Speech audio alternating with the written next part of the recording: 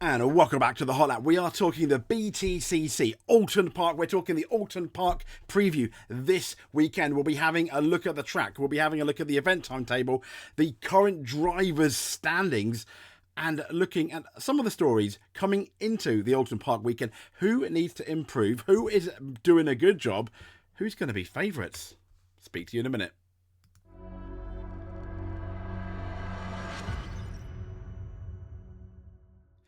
I guess technically it's not a minute, but a few seconds. So, welcome back. So, as you can see, the wonderful, beautiful Oulton Park track is here. We'll be driving that in a minute. I think we ended up using project cars initially, but this is the current drivers' standings. We've got Ash Sutton in the lead in 169. It is close, isn't it?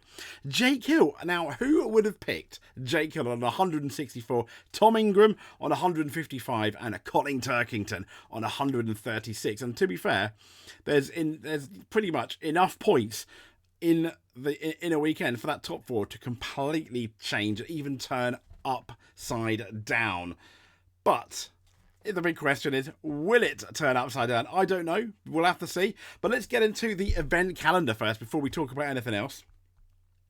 So as you can see, Saturday the 22nd of June, the Quick Fit Touring Car Championship free practice at 9:45 in the morning.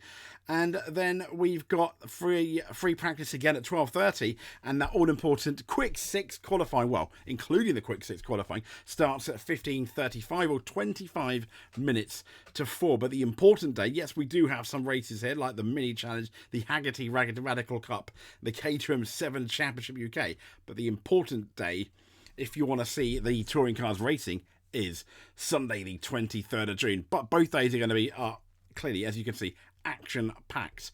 So, with, I think, 8 races for Oulton Park, we've got the pit lane opening, the pit lane walkabout and autograph session at 10:30. And then the first race, unusually, is going to be the Quick Fit Touring Car Championship. So the pit lane opens at 12:10, and ergo, it starts at 25 minutes past 12 for round, the first race at Oulton Park. Then the pit lane opens again for the second race at 2. At 20:03, we've got the second race, and the last race at 5:25, and that's race 14. So in total, over the weekend, there are 14 races. I mean, that's not bad. We've got the Porsche Sprint Cup Challenge. We've already mentioned the Haggerty Cup, the Caterham 7 Championship UK. There's plenty of action there to keep you entertained if you're going to Oulton Park. I imagine it's going to be quite warm. I'm going to be fairly jealous because I still say to this day the BTCC, the action-packed BTCC. Ignore the ERC Sweden above me. I've just seen that, but the action-packed BTCC is absolutely amazing. The package that they deliver is absolutely fantastic. So there we go. So that is, I mean, that's pretty much that's pretty much Oulton Park. Let's get into the track then, shall we? Follow me. So here we are. This is a replay of the track. I'm just gonna try and pause it right now because it's all gone. All my plans have absolutely gone horribly wrong at Pete Tong. So Oulton Park. Let's get into our track preview then. So this is the track. We're coming now into what you'd probably know as the last corner, and the last corner is called, it's off Warwick Bridge. It's Lodge Corner, and what's interesting is a lot of this track is very much up. It's very much up and down. You can see the undulations there, and a start-finish straight, kind of like Brands Hatch in terms of it's anything but straight until you get to, now it's not like Brands Hatch, but you know, it's anything but straight into Old Hall Corner and down what's something called the Avenue. Now, in that first corner, yes, you can pass. We've seen cars going side by side quite a lot down there. So all the way down the Avenue, into a slight bend, there's Denton's, and then into Cascades, which is quite the turn there, and then we go along a straight. Yes, you can pass it into a really, really sharp hairpin called Island Bend, and then another quick. Well, it's called Britain's, isn't it? It's not really a corner. It's just kind of like a sort of turn, so to speak, but then onto what's known as Hilltop, into the chicane called Hislops. I probably got this wrong, and out of the chicane, a corner called Knickerbrook. Yes, slightly rude. This is Hillsops. This is Knickerbrook. It's difficult to pass there. We do see cars going side by side into Clay Hill, and then around eventually from Clay Hill to what's called Druids Corner, and then down towards Warwick Bridge. This is Druids Corner right here. It is really, I think this is quite a fast corner. We normally see touring cars go wide there, and then on the power all the way down underneath Warwick Bridge into Lodge Corner again to do it absolutely all again. And this we've seen passing again in this last corner. It's the braking zone always seems to be a lot longer than you think. But that is the Oulton Park circuit.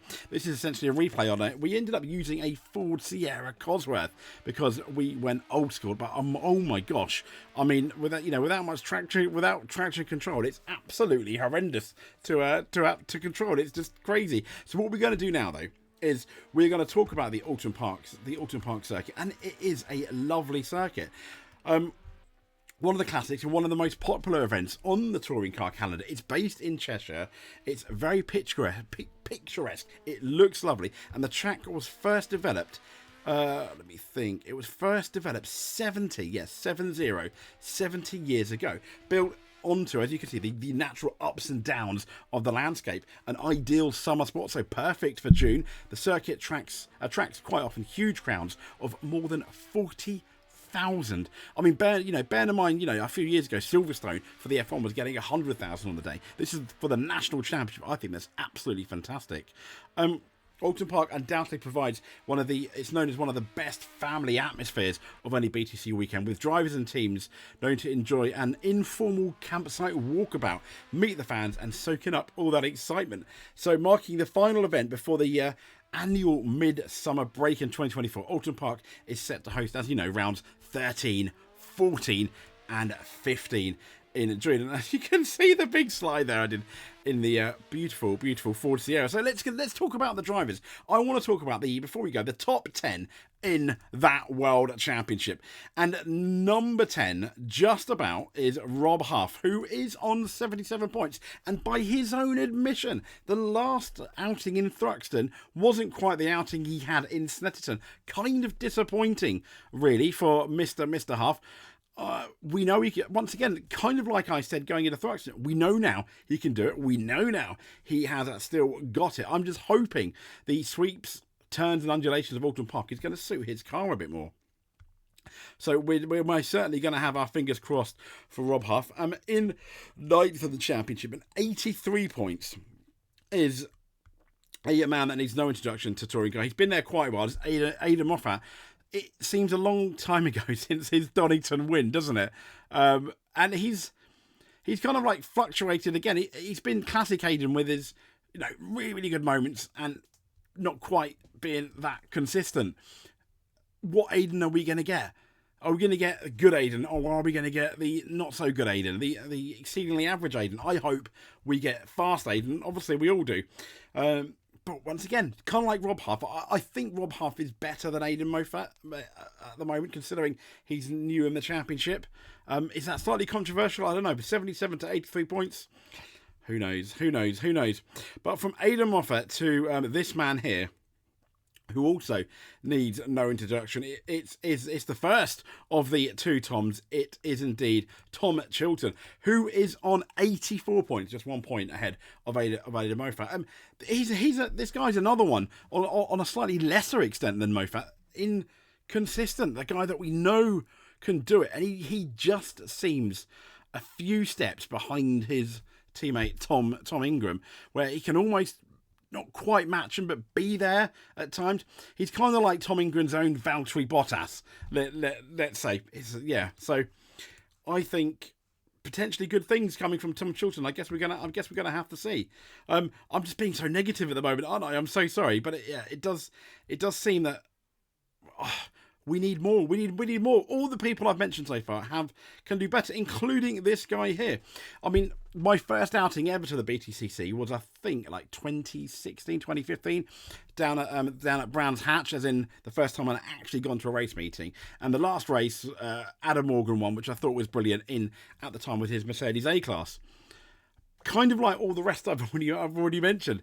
what Adam Morgan is going to be there. He seems to be, at this year, he seems to be a lot better at qualifying than he does racing. And this is his big chance. He is in, like last year, the BMW, one of the best 3 cars. And at the moment, I don't quite think he's quite delivering. He's there or thereabouts. I almost feel like a couple of good podiums or 1 win will hopefully give him the confidence to possibly take that next extra step. So one of my daughter's favourite drivers, as I always like to say, is this man here.